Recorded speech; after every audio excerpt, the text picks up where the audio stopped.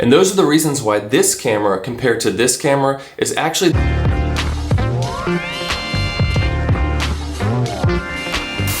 Hey everyone, Camber here, showing you how to use your camera to make good videos. And today we're taking a look at the Sony FX3 and comparing it to the a7S III. Now this isn't going to be a typical comparison with showing footage of video clips and all that kind of stuff, but more so because so many people have said that these are basically the same camera, so why even bother with the FX3 when it costs more money?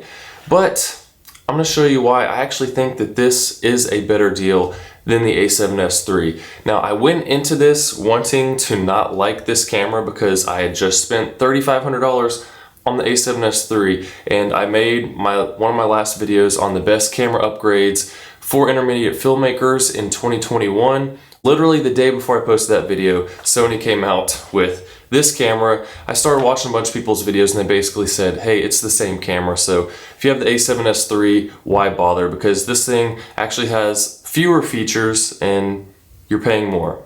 But let's look at why that is, and there's about 5 different things I like about this camera more than the a7S III. And the first thing is that there is no EVF. See that? We got the EVF on top here. So you have a shorter form factor on this camera, and I'm always looking to get smaller cameras, and it's still a full frame camera, which is what I like to have. But I never even used the viewfinder on the a7S III, so having it out of the way and having the flat top on this camera makes it even better for me because I travel a lot. I like my equipment to be small and compact.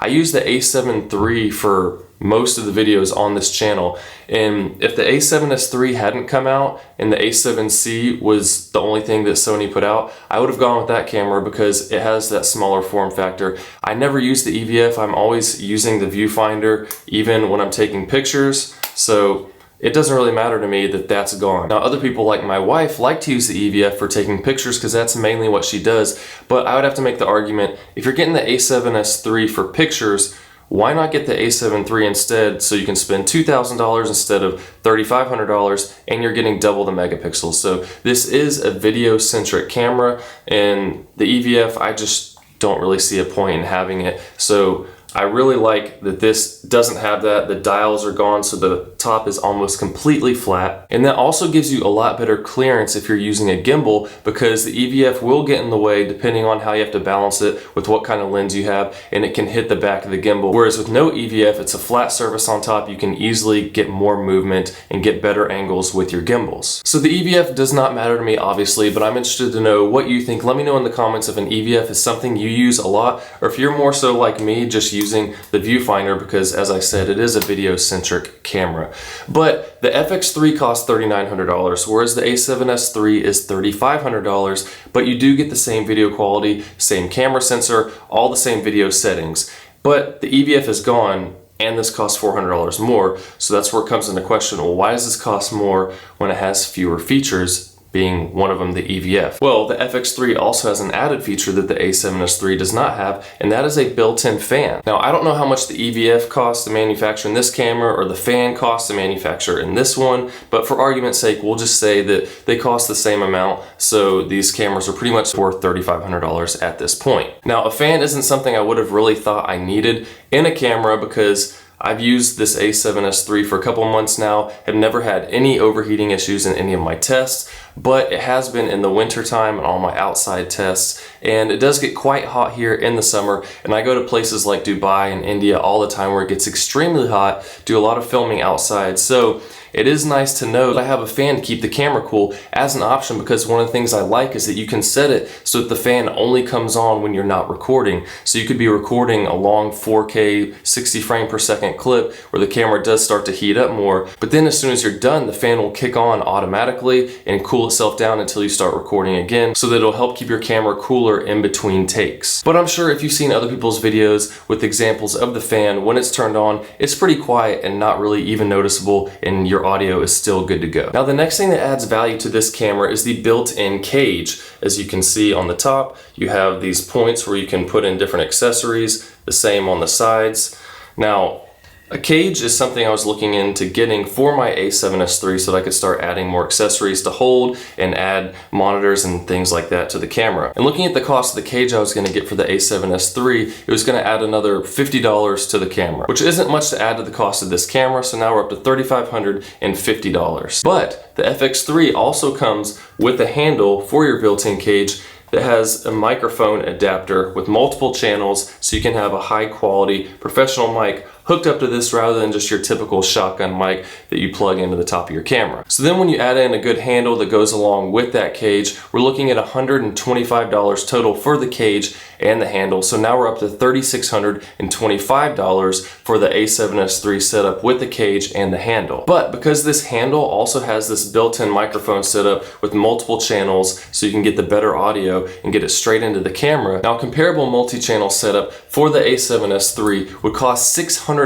Granted, this equipment comes with the shotgun mic included, and I've looked up similar ones that are about $250. So if we take that cost off, now we're down to $350 for that microphone interface that can hook on to the a7S III. So now with the $350 for the microphone interface, as well as the $125 for the cage and handle for the a7S III to make it comparable to the FX3 out of the box, we're now looking at $3,975 for the a7S III to be made like the FX3. However, there are still some features that the FX3 has over the a7S III beyond this point. And one of the features is the zoom capability of the FX3.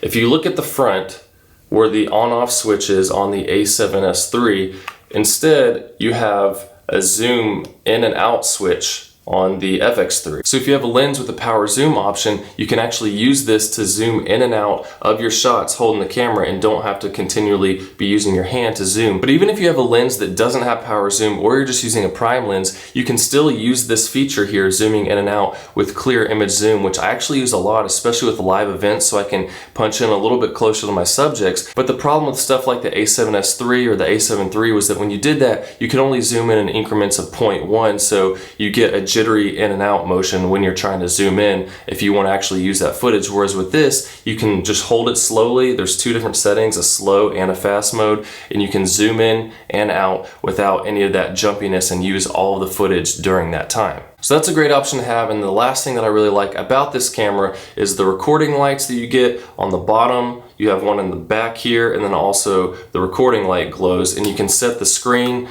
to have a red box when you're recording, because there have been plenty of times that I have thought I was recording and didn't. I've done this in weddings, done it in my own YouTube videos, and it's very frustrating, especially when it's something you can't go back and redo. Now the a7S III does have a mode that you can program it as well, where the screen has a red box, which I use all the time. That helps out, but just that extra feature with more lights on there, I really like to have. And you can also set it how you want. Not all the lights will be on, some of them, so if you don't like them, not a big deal. I wouldn't say that's a reason to buy the camera, just to have those lights, but it is a nice feature to have. Now the thing that I don't like about this camera, since it is considered a cinema camera, is that one, there's no shutter angle option. And if you don't know what I mean by shutter angle, I have some other videos that I will post showing what shutter angle is and why that matters for your videos. But as well, it doesn't have built-in ND filters, which, considering the form, I wouldn't expect there to be a built-in ND filter, because that would make the camera a lot bigger, but that is something you typically see from cinema cameras. So you'll have to stick with your lens mount ND filters with this camera. And those are the reasons why this camera, compared to this camera, is actually the more compelling camera to me from a filmmaker's point of view.